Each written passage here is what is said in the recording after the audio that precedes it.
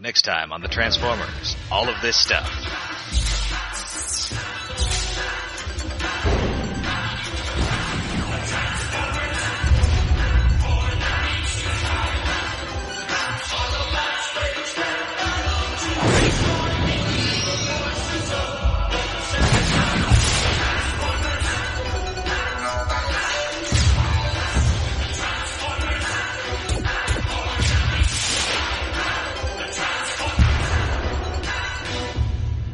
So, everybody's got their heads basically finished, but now everybody has to pick whose head they want to be? Yeah. And it's weird that the Nebulans seem to be the ones who get exclusive input into this. Yeah. Sure. I mean, they actually won the softball game beforehand that happened between episodes. Okay. That explains everything. Well, of course they won the softball game beforehand between episodes. They tore off their heads before the end of the last episode. They're giant robots.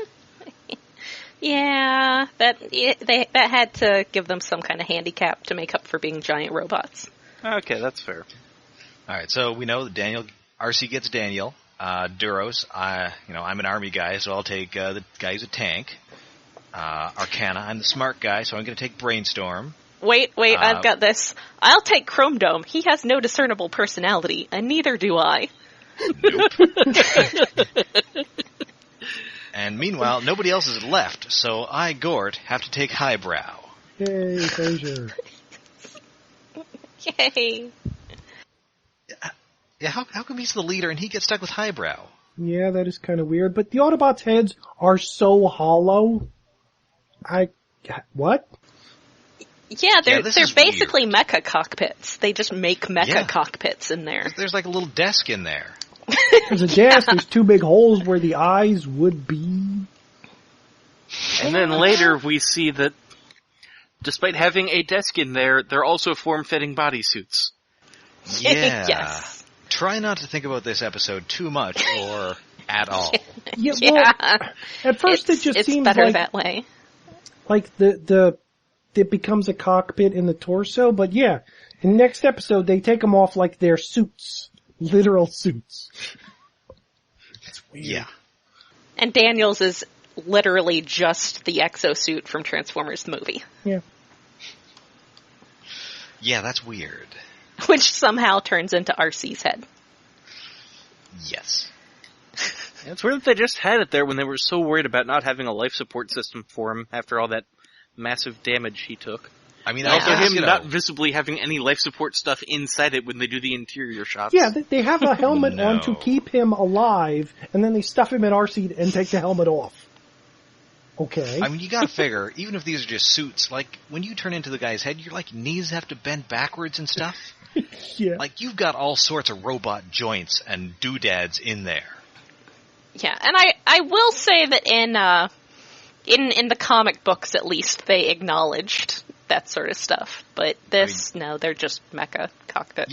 You're setting off all kinds of airport metal detectors for the rest of your life. Yeah. So yeah, they go out, they smash up the hive machines with a bunch of backseat drivers in their brains. Yeah, apparently humanoids are more competent than Cybertronians at everything except having Cybertronian bodies. Yes. Somehow. That sounds very very colonialist. Yeah. It's very white savior.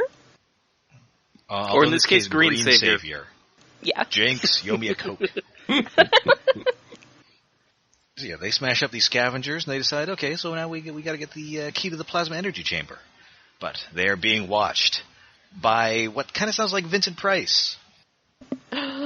Suddenly. Yeah, it is sort of a Vincent Pricey sort of voice. My first thought, actually, with just seeing the silhouettes of them watching TVs, was the Guild of Calamitous Intent. Oh, I thought you were going to say Mystery Science Theater. Uh-huh. Well, yeah, that a little too. bit of that too. They treat what's happening with too much seriousness to be Mystery Science Theater 3000. Well, unfortunately, we can also not control when this episode begins or ends, because it's still going. Yes. And yeah, this is The Hive. And the guy who sounds like Vincent Price is Lord Zarek. Oh, man. Good old Mozarak. And he's got like, one eye. Sadly, not the precious emo baby he is in the comics. No. And there's also a bit about how he's, like, they mentioned the Hive, they're, underground and they control machines with their minds, so they're all withered. But, like, Lord Zarek is super jacked. And later we'll see that a bunch of them are just randomly lithones. Yeah, that's weird. Super weird. Also, at one point, one of them declares, exterminate! Exterminate! Yeah, so one of them is just a Dalek. So many weird things going on at once. Because, like, Zarak himself kind of looks like how Ming the Merciless would show up in Flash Gordon cartoons. You just paint him green so he's not Yellow Peril anymore. Oh, yeah. Although, Zarak doesn't have, like, the Fu Manchu or anything. He's just a green dude. He kind of does. He's got the mustache going on. Does he have a... Oh, yeah, he does have a mustache. Yeah, he does. But anyway, yeah, so they abduct the Decepticons. Or rather... No, sorry. No, I skipped a bit here. Okay, so... back on Cybertron... the Autobots and the Decepticons are still fighting. We see the aerial bots fleeing the Terracons. Oh, poor aerial bots. They are not good at this. No, they're so abused in this episode. Or, well, I guess it's Abominus specifically. But, like, can't you guys combine? Maybe Fireflight wandered off again. Oh, jeez. He does that. It's entirely in character. Yeah, we're getting our asses kicked by a guy who's 1/5 blot. That is pretty embarrassing. Alright. But there's still no sign of the rest of the Autobots, so Optimus Prime says, I've got to find out what's going on, and Ultra Magnus, you're in charge, because that always goes so well. Yeah. Yeah. Optimus even yells out, I've got to find out what's going on, because he realizes, oh, those characters have been missing for about an episode. That seems important. Alright, so back on Nebulos, the Decepticons are trying to find out where the key is, but Cyclonus soon realizes that, since the other Autobots aren't here yet, these guys don't have the key. But then they are there.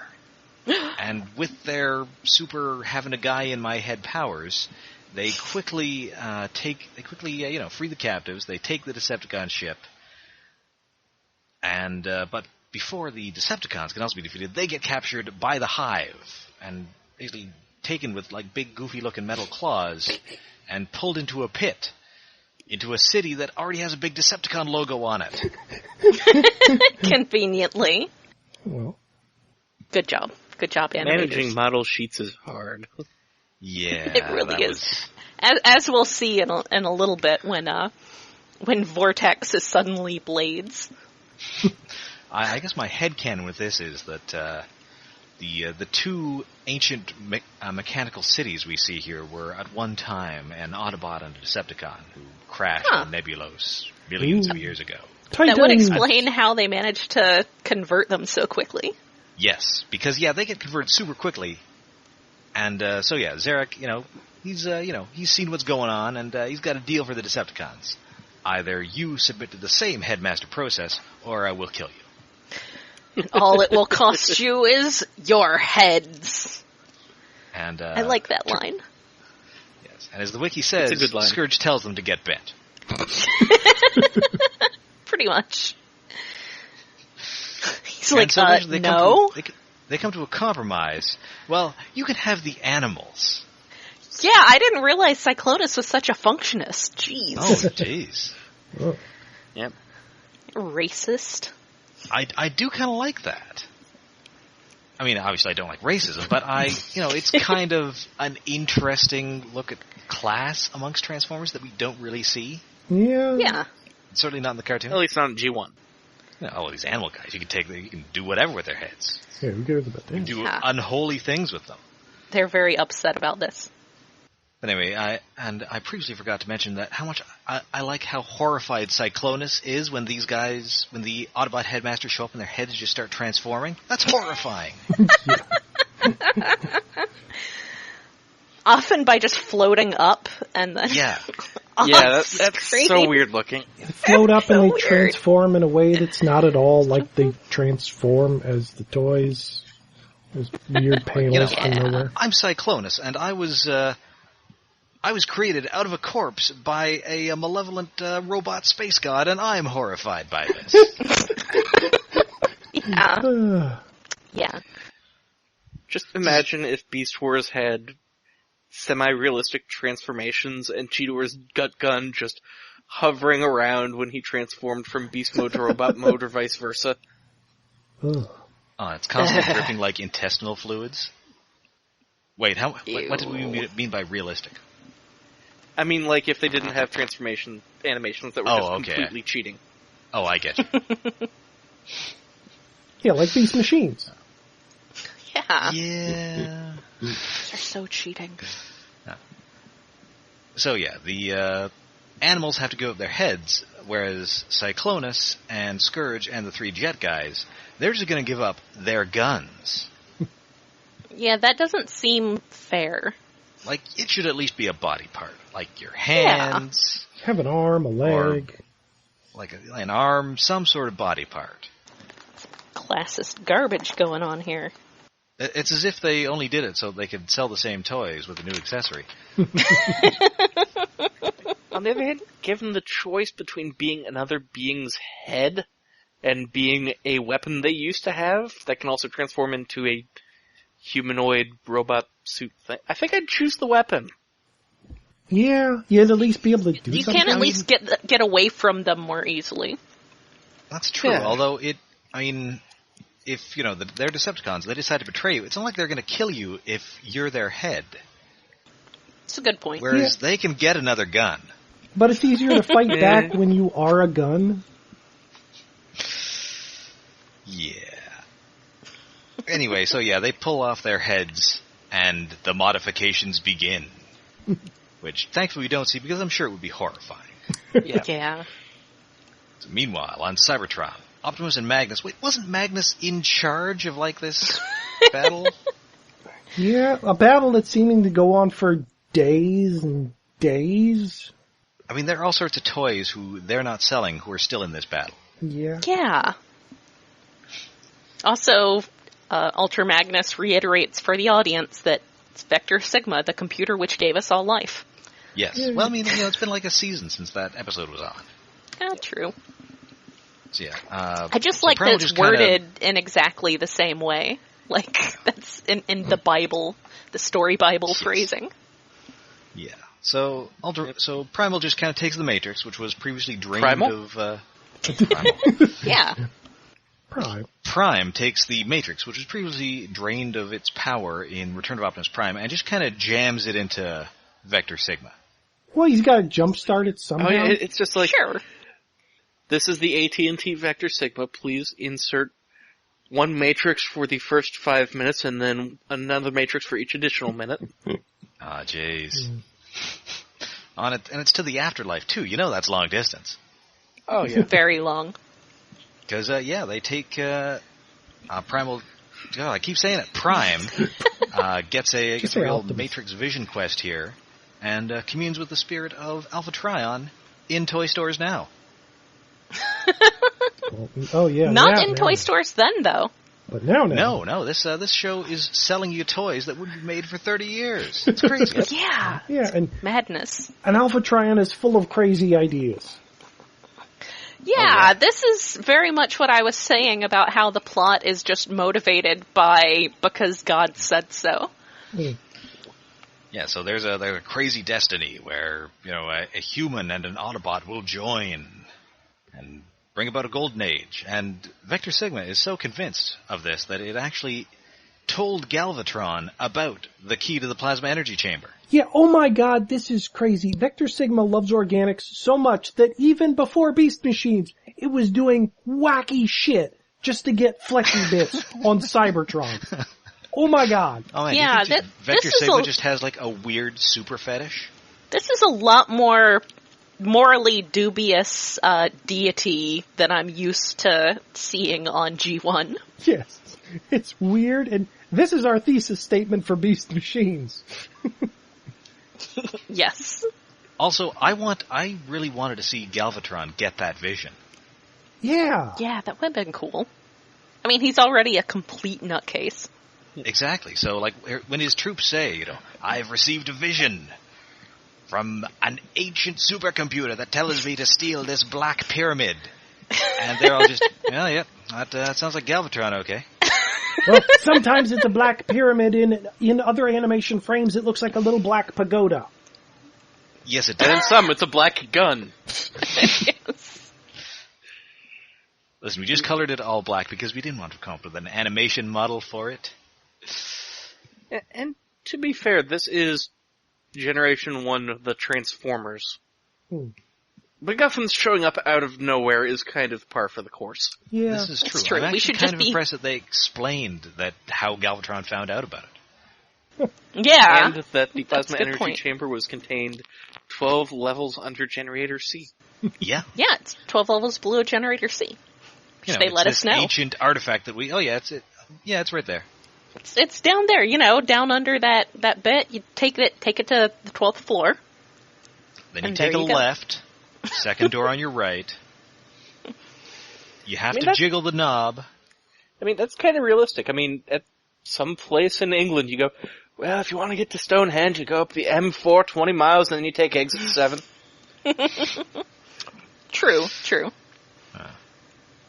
So yeah, this is very Beast Machines. Yeah. Yeah.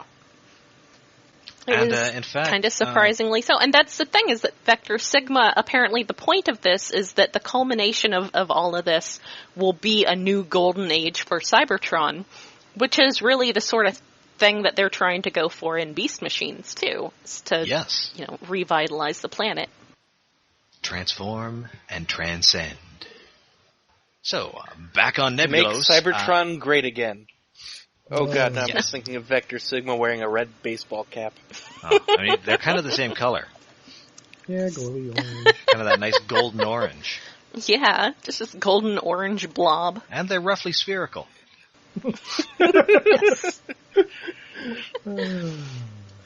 And Vector Sigma's in the habit of using charities. So we need Mike Pence to grow one of those Alpha Trion beards Yes. and learn how to turn into a lion. Ooh. Well, That would be great. Yeah. I'm So- sure he'd be entirely on board with that. That seems entirely appropriate given Chronicles of Narnia. Yes. Alright, so, Primal's all, well, better get to Nebulos. Ultra Magnus, you are in charge. Good luck, don't die. Don't die this time.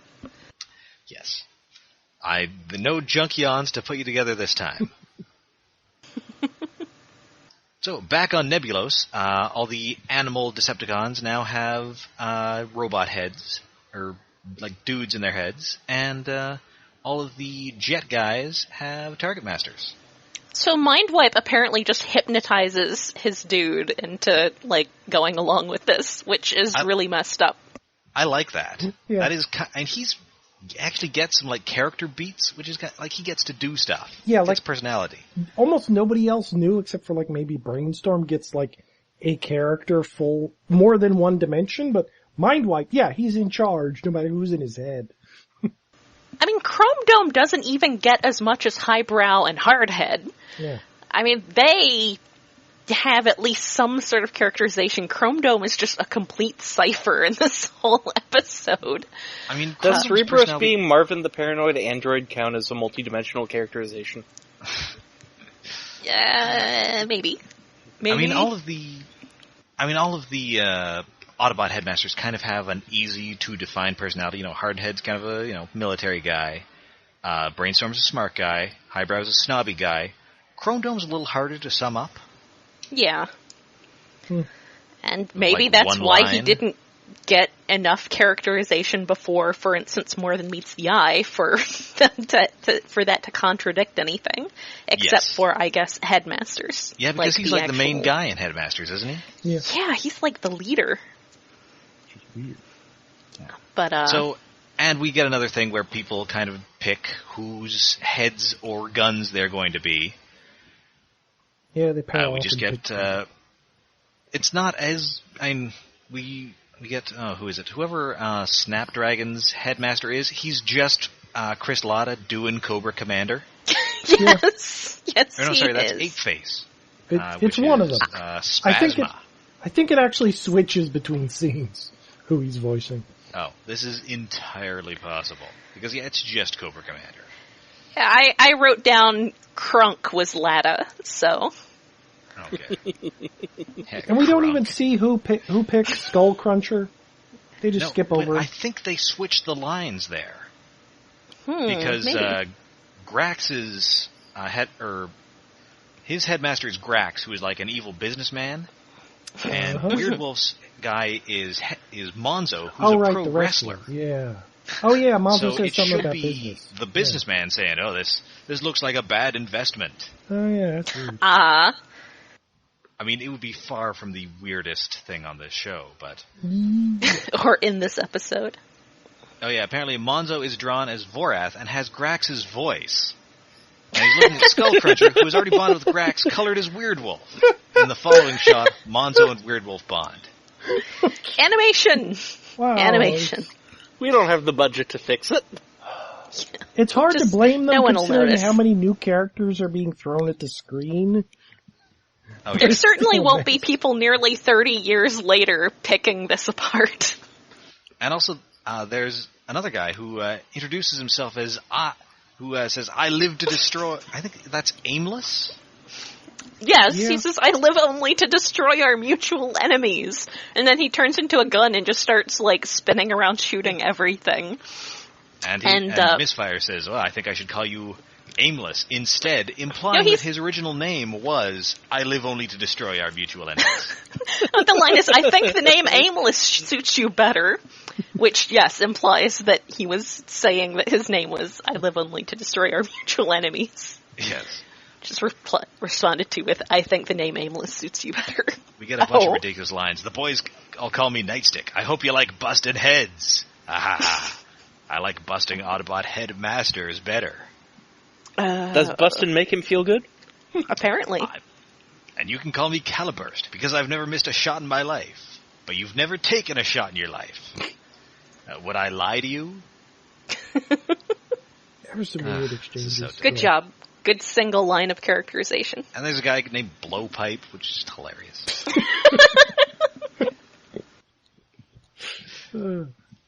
I mean, are these their actual names, or are these like names they got?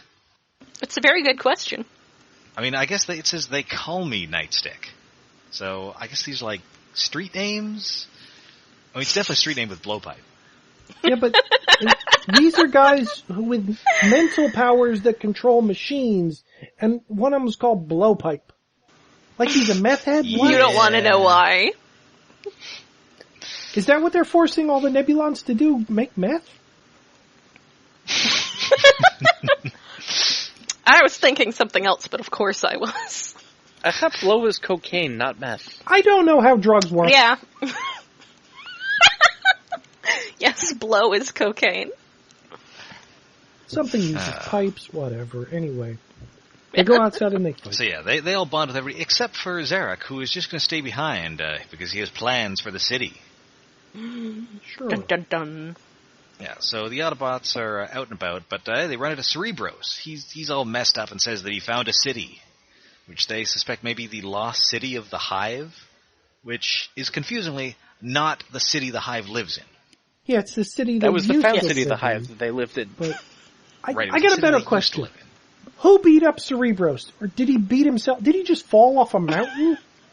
Why is he so I assume he injured? just fell because Cerebros sucks. No! It's a precious baby. I mean, my initial assumption was that the second he came out of the cave, he was shot by all of the Decepticons, but I don't think that works chronologically, so yeah, he just fell. Yeah. So yeah, the Decepticons do show up at this time now. They have headmasters, which Brainstorm suggests that he will sue about. That was funny. And then they also have target masters, and Mindwipe just steals the key from him. Yeah, okay, But I gotta... Brainstorm manages to... The target masters are really weird. do they actually fire before the Decepticons just throw their guns at people? Yeah, they throw their guns at people, and then they fire their own little guns, which seems less effective than being a big gun. Yeah, well, it's like the first thing they do in the attack. Throw their guns at the Autobots. I mean, Why? I've been playing World of Warcraft, so that makes sense. I summon my pet, I tell it to attack, and then I use my other abilities. Yes, but I mean, why do you even bother making him into your gun? Make him a sword you could throw at people? Because there was a tameable gun, and I mean, oh my god, that's the best thing ever. Yeah, so if there's a really important shot I need to make, I can try to take control of it, but yeah. So yeah, Brainstorm does manage to get a hold of Nightstick and then scan him, which so they can make their own target masters. Hooray, counterintelligence. So the Decepticons have the key, and Optimus Prime shows up and is all, "Hey guys, what happened? Yeah, what the heck happened here? Why do you have people in you?" I mean, they introduce him to the new toys, and then he's like, "What happened?" And they're like, "Oh, it's a long story. It would take at least 2 episodes to tell you." And then they cut to the next scene. Yeah, because the Decepticons are just kind of hanging around with Zarek. So they, but luckily Optimus Prime is there, leads a counterattack. And also the Decepticons get threatened by their own guns, which is kind of hilarious. Yes. One of them just sort of floats up out of... their own guns? Or was it like... Or am I thinking of the next episode where they meet Galvatron and like all 6 of the target masters threaten Galvatron independent of their... Yeah, that's next episode. Okay, sorry. No, it's okay. No, this is where I think Scourges floats up and turns on him. Yeah. Ooh, right. Dangerous. Yeah, they fight. RC and Daniel grab the key, but unfortunately they're, the Decepticons counterattack. The Autobots circle Prime and RC so that the Decepticons can't get through, but something rises from beneath. It's the Hive City, and it transforms into, surprise, because it's purple and green, Scorponok. Yes. Surprise! Oh, big toy! It's the guy who's been in the eye catches since Rebirth episode 1. Yeah, and also, what is with the eye catches? Okay, Scorponok, that makes sense, and then Highbrow. Maybe he thought he was more important than he is? Who knows? I guess. I guess he's interesting because he's a helicopter. Oh. That's true. I'm looking forward to that Titans Return Highbrow. I like helicopters. He's pretty cool. Yeah, so yeah, it's Scorponok, and that is where the episode ends. Cliffhanger! Oh, rewind a sec. RC says another really weird line. "Give it to me, Scourge." Talking about the key. But again, it's another... Give it to me, Scourge. few sentences. And all the girlies say, "I'm pretty fly for a Cybertronian." It's voice acted well, but the line itself is just creepy. Oh yeah, and speaking of voice acting, at one point, Scorponok Cyclonus orders the Decepticons to annihilate them. I mean, at one point somebody says, "Prepare to die." This is the 80s. They can't say that, can they? They say that. They actually say "die" and "kill" a couple of times. Was it? Did Zarak say that? I think Zarek said it. I think, yeah, but it show's ending. Prepare to die. What are you gonna do? Cancel us? Yeah. Just throw some curse words in here. I guess there's that. Oh shit! What are they gonna do next? Just, I don't know, get some butts in here. Something. Yeah. So that brings us to episode 3, the grand finale of Transformers Generation 1. Oh Well, man. the finale of Transformers Generation 1. Yes. Yeah, it's not so grand. I like it. I mean, it's not bad. It's just It has grand an seems a bit much. ending, but it doesn't feel like a last episode in many ways. I don't know. I thought it kind of, it feels like things have been wrapped up, but It feels like a season finale that's not a series finale. Yeah. Yeah, I could see yeah. that. Alright, so Scorponok has captured RC and Daniel and put them into like a pocket or something. He, eats them. Yeah, he does. And He, eats them with his scorpion head. And we'll also note here that unlike the rest of the headmasters, who are, a combo Nebulan Transformer, Scorponok is just a big mech for Zarak. Yeah, so he doesn't have a spark, which is really weird. I mean, again, I kind of go back to my ancient Decepticon theory here. Yeah, maybe. I like that theory. And, of course, there'll be another one, as we'll see later in the episode, because we still got one toy to sell. Yay! And given the price point, I'm surprised it took them this long to sell it. I know. Yeah, you'd think it would have been in the beginning. A huge amount of 1980s money. $100 at the time. Wow. That's a lot of 1980s money. Oh, it doesn't seem that much. So the Decepticons, Scorponok turns into a spaceship, and takes off. This is not a spaceship. There's a bit of that, and honestly, that carries on into the Headmasters cartoon in Japan, where they just fly through space in city mode, base form. Honestly, it would make more sense if he was just flying there in Scorpion mode. That looks more like a spaceship. Yeah. To be fair, in a vacuum... Yeah, once you're in space, it doesn't really matter what shape you are. This is true. Aerodynamics are irrelevant in a vacuum. And also, if he just was a big spaceship shaped like a scorpion, it would be like the Cybertronian spaceships in the Generation 2 comics. They just look like scorpions for no reason. Yes. I think the reason is because that's awesome. Well, yes. That's fair. Because Derek Yaniger thought that was awesome. Yeah. Also, that's okay by me. $100 in 1987 would be $210.34 in today's money. So, wow, you could actually get the current Fortress Maximus considerably cheaper. Huh. Yeah, there you go. Jeez. Take that, Reaganomics. Or, I guess on this show, Crossfire-nomics. Not Crossfire, Crosshairs-enomics. Alright, so, Optimus is all, like, we gotta take off, we gotta fight these guys, and Spike is all, I'm gonna stay here with Cerebros. I have Nebulos plans. And no, I'm not going to explain them to you. I want it to be a surprise when a new toy shows up in, about 20 minutes. Also, in the last episode, they feel a need, even though it was 2 episodes ago, what they actually show at first is Six-Shot shooting down all the aerial bots. We are not done abusing the aerial bots yet. They have to take that specifically. Maybe at that point someone had come in and said, look, we need a little more Six-Shot here, come on. So they used that as the last episode thing, even though that was not last episode, and it was completely irrelevant to the plot. Alright, so yeah, Spike and Cerebros are staying behind, back on Cybertron. Once again, Aerobots are getting their asses kicked. Yep. Why? Why must they do this? And this time it's by the Combaticons, who aren't even new toys. Also, one of them is Blades. Yeah. Yes, also one of them is Blades. Blades is which is confusing because the Protectobots show up later. Yeah, I mean, presumably, it's sort of the art isn't really good. I can't tell if it's actually Blades or if it's Vortex colored as Blades, but either way. I guess Hasbro would do that later when they actually released a Vortex that was just Blades colored as Vortex. Oh! This episode, it predicted the future.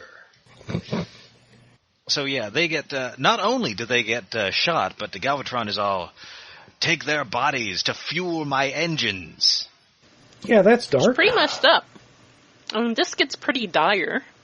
Because yeah, Galvatron has built giant engines on Cybertron. Well, weren't there engines on Cybertron in previous episodes? I don't think so. No. When they brought Cybertron to Earth in the Ultimate Doom, they used like a big space bridge.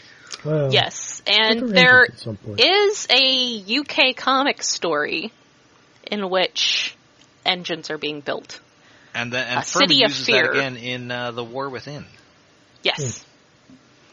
So it's happened a couple times in the comics, but this is the first time it happens on the cartoon. Mm-hmm. And I'm assuming that David Wise probably hadn't read the UK comics. Probably not. That seems like a safe assumption. But, much like Furman, he just decided, you know what I hate? Commuting. You know what Galvatron probably hates? Commuting. I gotta schlep my ass from Cybertron to Earth and back every time I want to attack the Autobots. I'm just gonna move Cybertron there. Hey, how can we raise the stakes of this episode without increasing the animation budget? Yep. Are we actually gonna see anything happening on Earth? Nope. Because we'll get to that later, but I would have appreciated, just some chaos, maybe something happening on Metroplex, maybe? You're still selling Metroplex? Yeah, just a tidal wave or something. Just reuse some footage from Ultimate Doom. Yeah. Yeah. Alright, so yeah, but pretty soon the Headmasters and the Target Masters, the Decepticon Headmasters and Target Masters get there, and they turn the tide, they beat Ultra Magnus. Yay! Wait, no. And then, this is hilarious, Scourge and Cyclone explained, what happened, and Galvatron is just horrified. Understandably so. You're infested with creatures! I'll blast them out of you! I don't think that's really a reasonable reaction. I mean, it's Galvatron, so it's very reasonable that he would react that way. Yeah. Yeah, he's crazy. But, so, the Target Master's turn on him, Derek says, I've got the key to Plasma Energy Chamber, and also I have control of Scorponok, and Galvatron is all, ugh, fine. And also they, RC and Daniel, who are trussed up in the bowels of, possibly literally the bowels, of Scorponok, bring in Monzo so he can torture them with Transformers trivia. Well, wait, doesn't Monzo say something about he has them in his city bank? Like he owns Citibank? No, Zarek says that. He says he has them within his city banks. Oh, I mean... what? I mean, later in the episode, Galvatron refers to Scorponok as an overgrown shopping mall. So, you got a Citibank in there, probably, a Cinnabon. Oh, man. That's my favorite part. I'm just imagining Zarek going around telling people that they're pre-approved for credit cards. Anyway, it's okay, Monzo. We still love you.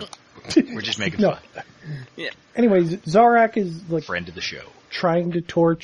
Wants to torture RC to get the key or something, and then he says, Monzo, start with the boy. Ew. Monzo, child torturer. Yeah, not the Monzo I know. Also, he's a pro wrestler, so, I mean, he's gonna do he's just gonna be like a Ted DiBiase, and he's gonna give him a bicycle and then take it away.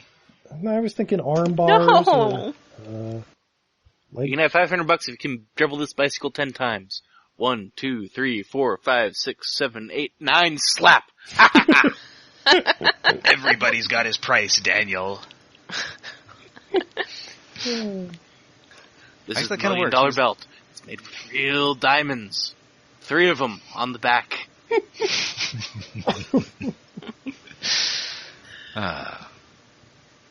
So anyway, the Autobots are hauling ass back to Cybertron. Optimus gets another vision, says you must preserve the key, even though the, logical thing would be to destroy it, because then nobody can open it. Yeah, it's Alpha Trion's dumb idea. No, you can't destroy the key. I have plans. Sure. Yeah, it just, that definitely falls into that, hand of the writer being used as the irrational voice of God. The hand of the righteous. No, just the writer. I refuse to call David Wise righteous. Would you? Well, I don't know. He wrote a lot of Ninja Turtles, so he's at least, tubular. Righteous. I would allow that. Okay. So anyway, they get to Cybertron, but Cybertron's not there anymore. Womp womp. Whoa. Oops. But luckily we've only got 15 minutes to wrap this up, so they figure pretty quickly that Cybertron is on the move, and they head for Earth. Cybertron is loose. Cybertron is on the move. Nerds. Cybertron is loose. Yeah. Well, Alpha Trion transforms into a lion. It makes sense. Oh, this is true. Also, this is true. yeah. Fucking nerds referencing an 80s cartoon during this podcast about an I 80s know. cartoon. Ruin it. Maybe we should start calling it Alpha Triono. I'm going to say no. I'm Also, gonna draw I'm the going line to at say that. that Thundercats references nerdier than Transformers references. Where's your suppose. Michael Bay movie, Thundercats? I mean, also, to be fair, that was a seriously superficial Thundercats reference. That was the theme song. We've made way dorkier specific references about Transformers, and that's not good stuff. This is entirely true. Alright, so Galvatron's plan is that he's going to activate the plasma energy chamber. The energy will cause the sun to overload and explode, and so Earth and Cybertron will be destroyed. Which, how is that your plan, Galvatron? You're missing a step in there. Yeah, okay, admittedly, we have established that Season 3 Galvatron is a complete lunatic, but still, that's like, why? What's the point of that? At the same time, it's his best plan and it's his worst plan. It's like he gets rid of the Autobots on Cybertron and Earth at the same time by destroying both of them, but didn't you want to take over? Oh, headache. Also, he only gives himself 10 minutes to get out. Yes. An explosion that will destroy the entire solar system. Yes, and he's 12 levels below Generator C. So he's got to get out from there. He's got to get back to the surface, get Scorponok booted up, and get Scorponok cranked up, and then get out of the range of this blast in 10 minutes. Like, you gotta get past Pluto. It's crazy. Yeah. Considering they went back and forth between Nebulos like 3 times in the middle of one battle, space travel is really weird in Transformers. Also, Nebulos, I meant to look this up as to how reasonable this was, but Nebulos is being described as like 1 million miles away from Cybertron. That's not that far. I suspect in space distance that is not actually that far. That's in the same solar system. That's like Mars away, I think. Or maybe even the moon.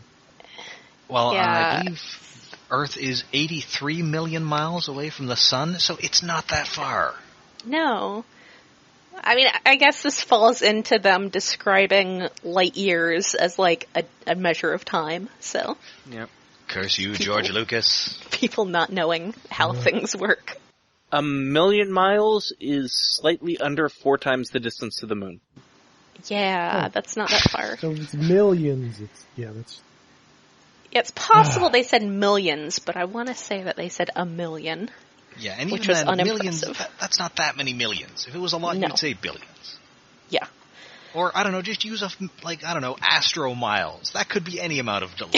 trillions or something. Like, It's 8.73 times 10 to the 26th nanoclicks away. Yeah, there you go. Alright, so he's got this crazy plan. On Nebulos, Spike has a different crazy plan.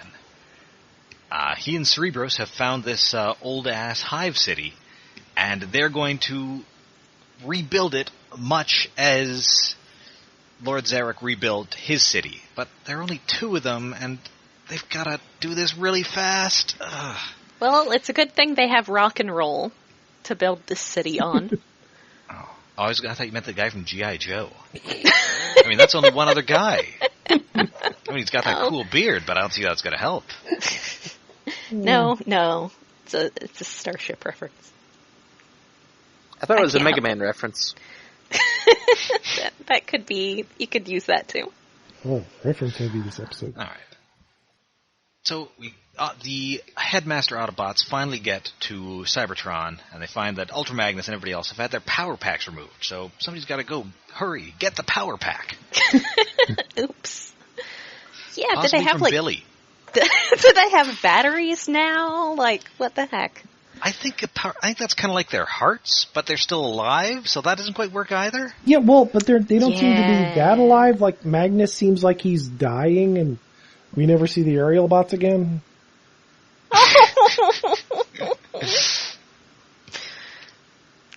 No. All right. I'm writing the fanfic about how they survive. Alright, so they've got a plan. The Nebulans just say, okay, so we destroy the key. Because, the energy, we don't know what's happening here. It might even destroy Nebulos, which means that Galvatron definitely isn't getting away. In 10 minutes. But Prime is going all Optimus Primal here, because Vector Sigma has a plan. Seeds of the future, buried in the past. What? 1987, to be specific. Yes. Yes. And so the Nebulans are all, well, guess what? Screw you, we're taking off. And they just all leave, including the headmasters. So these guys are just stuck without heads. Yeah, and they float off and then transform and run away. And yeah, and I think like Chrome Dome is really like, hey, get back here. Yeah, the Nebulans complain about it. It's like, oh, we're stuck in vehicle mode without heads. Like, maybe you should have seen this one coming. Yeah. When you made a different person your head. Alright, so that happens, then the Decepticons attack, but they're saved because here comes the biggest and shiniest new toy of all. Yay! Giant 3-foot-tall brick of a toy. It's Fortress Maximus. It's the Transformer the size of your little sister. Aw, I love him so much. So yes, Spike turns into Cerebros' head, and Cerebros turns into Fortress Maximus' head. Headception. And Fortress Maximus turns into, he costs 10 grand's head. Which makes you wonder, okay, so are Spike and Cerebros just operating on themselves to turn themselves into a headmaster? There were only 2 guys on that planet. I guess maybe they just operated on each other. Turns, I guess? Yeah. Although, Cerebros would have to take his head off. Wait, how the hell would that work? Exactly. Cerebros was so depressed while Spike was doing that he committed suicide, and then Spike was like, oh, the method you chose worked entirely to my plan. Boy, it's a good thing you didn't shoot yourself in the gut or something. My headcanon for this is that they called High Q. Ooh. Yeah. Get setting up Power Masters in the not also produced Season 5. Alas. Well, I mean, I guess there was a Season 5, and it does involve Power Masters, inasmuch as it's a giant puppet of Power Master Optimus Prime talking to a small child. That's true. In like a barren wasteland. And yet, once again, Cerebros is just bitching about having to do this. He doesn't want to fight. We came all this friggin' way, Cerebros. Listen, here's a compromise. If you don't do this, my kid's gonna die. Yeah, he has to pull the if we don't do that, my kid's gonna die thing. Yeah. And also you will die. Yeah, but okay, we'll get there soon, but I don't think he seems like he'd minds be that. okay with that. Yeah. Yeah. No, this I love episode him gets so kind much. of weirdly dark. My precious baby. Yeah, so it's Fortress Maximus, and we got a big Fortress Maximus Scorponok fight, which their toys are way out of scale, aren't they? Isn't like Fortress Maximus like twice the size of Scorponok? Not quite twice, Scorponok. but I mean, he's like 40% bigger or so. look Plus, at the Fortress heads. Maximus, like, Yeah. there's Spike. He turns into Cerebros' head. Cerebros turns into Fortress Maximus' head. Scorponok has a guy who turns into his head. Yes. Yeah. His head's kind of a pinhead and he gets a helmet, but still. And both of those guys who are the smallest heads are roughly the same size. Yes. Yeah. I would say about half is probably fairly accurate. Yeah. But anyway, it's 1987. These are the 2 toys we're selling you. They are going to fight. Of course. And everybody applaud this just gets the position. hell out of here because this is terrifying. It's like 2 buildings fighting. It's also kind of the worst animated part. Yeah. This animation is not great. Yeah, 'cause there No. are parts where Fortress Maximus just looks like cardboard boxes that are the wrong shape, just shambling about. And then he falls It looks over. like cosplay fighting.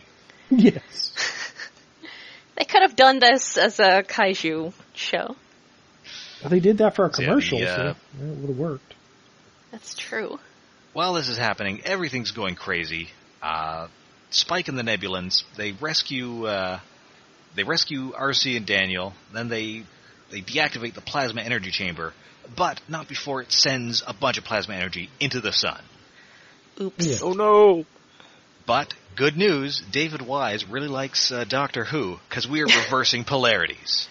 This is Yay! not how rockets work. This is not how anything That's works. exactly my note too. That's not, rockets don't work that way. Oh, but this is Good after night. Spike, like, Prime is telling Spike to go turn off the power generator. They're like, no, I gotta save my son. So he runs off to save his son. And then Galvatron and everybody else blasts off again into a little sparkle. Yes, the plasma energy is like, there's like a tendril of plasma energy and it just like smacks Scorponok off into space, complete with the little ding at the end. Yes. Oh, the reversing rockets. What? That's not rockets. Even though they're energy-powered rockets, that still doesn't make any goddamn sense. Alright, so yeah, they pull the energy, the excess energy, using the rockets from the sun into Vector Sigma, and that turns Cybertron gold. Yes. Everything's gold-plated now. It is a literal golden age. It brings on a new golden age of Cybertron. Gold-plated repaints for everyone. Hey, no, Yay! the Autobots don't actually get gold-plated. Oh, no. And also, Cerebros, while this is all happening, he's trying to get around places, and he has his alternate mode is useless. He is totally useless. Like I said, he is a set of shelves. Yeah. And he asks Spike to kill him. Yeah, so Yes. he's in shelf mode. Spike, he's all, okay, I can't see what's going on, Spike, because I guess I don't even have optic sensors in this mode, but kill me. I don't want to fight anymore. Deactivate just do me. it. Just kill me. Turn He me says off. deactivate me, but yeah, he's basically saying, But he's- oh, my poor baby. He says deactivate me permanently. Yeah. He's not just like put me in sleep mode. Kill me. Throw me out a window and hit me with a sledgehammer, Spike. I don't want to live anymore. It's pretty dark. He's like, Weird. it's like Chris Christopherson at the end of Blade. It's like, damn it, just kill me. I guess it's weird. Take me out. Just deactivate me, you pussy. Really weird. Man, poor Cerebros. He doesn't Yeah, want to live but- anymore. He doesn't want to live Yeah, in this but- world. I'm so fed up with this world. Then Spike becomes his head again. He sees it's like, oh, everything's gold. Cool. Sure, I won't die this Yes. time. I guess I'll live. Stay gold, pony boy. And yeah, so Optimus says, the headmasters and target masters, you will return to Nebulos, and you will guard it and destroy the Hive's machines, and teach the people of Nebulos to, I don't know, stop being such weenies. How to love. I don't know. The thing is, so Cerebros doesn't want to have to fight anymore. He doesn't want to have to fight ever again. He's a pacifist, etc., etc.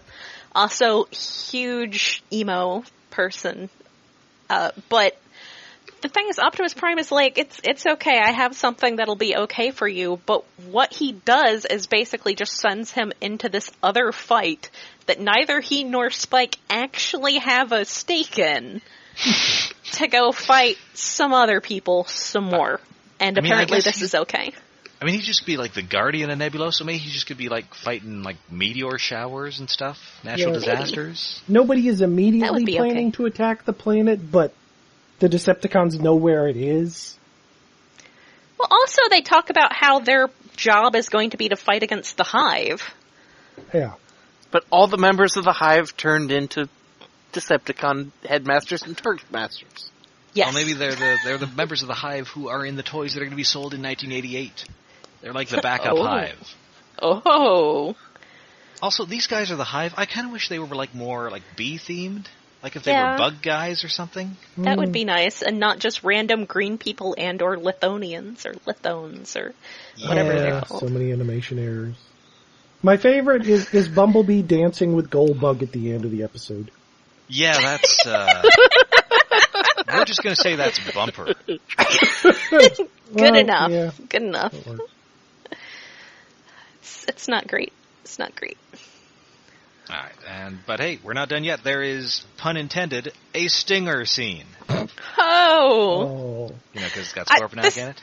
This has some great... This is the best Galvatron. This is my favorite Galvatron. It's a miracle we finally got this flying junk pile of yours stabilized. You were the idiot who opened the plasma energy chamber, Galvatron. And yeah, it's Galvatron and Zarek. They're on Scorponok, just drifting through space. And yeah, they're just bantering like Shredder and Krang. You know, the best part is... steering Scorponok through space. The best part is Galvatron's like, and I will rule the galaxy. And Scorponok's like, who will rule the galaxy? And Galvatron's answer is, me! Oh, yeah. I like how that comes across as just Zarek giving him shit. Yeah. Kind It is my destiny. I like how it Jealousy, comes across Galvatron. as Zarek, like, Jealousy. trying to challenge him, and it completely going over Galvatron's head. Yeah, Zarek is yeah. scheming right in front of too. him out loud, and Galvatron doesn't care. I'm driving. He's just like, ah! He's crazy.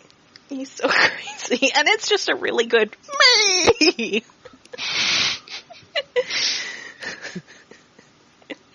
And yeah, that is the end of the episode and the end of Transformers Generation 1. Aww. Yay. Which brings us to episode 96 of Stasis Pod, the Transformers Generation 1 podcast. Yes. This was, this was unenjoyable. This was super dumb and really hard selling me a bunch of toys, but I had fun. Yeah.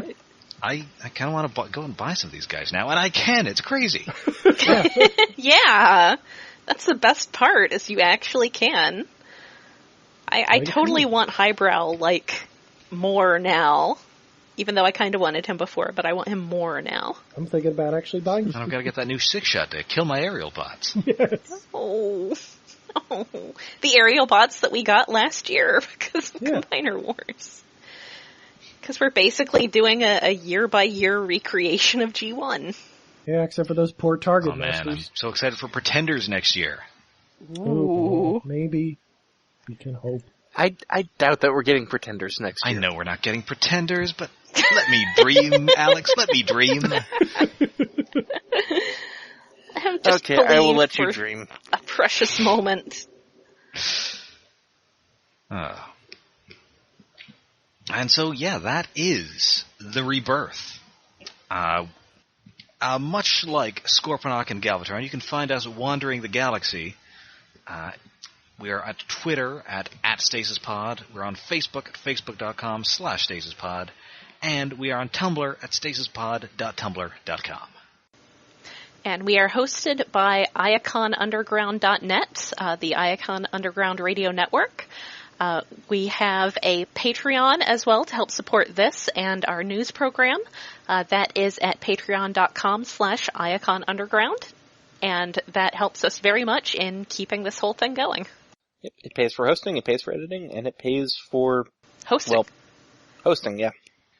And if you'd like to tell us which of our mutual enemies you'd like to destroy, you can write into the Maxim mailbag at stasispodcast@gmail.com, and we'll read your letters on air. We will be back next week with actual beast machines. If this isn't just a 2-episoder that I might have to cut in half because, oh boy, we have been talking for a while. I mean, Yeah, there's we've 3 been- episodes, and there are like 300 characters in it. So many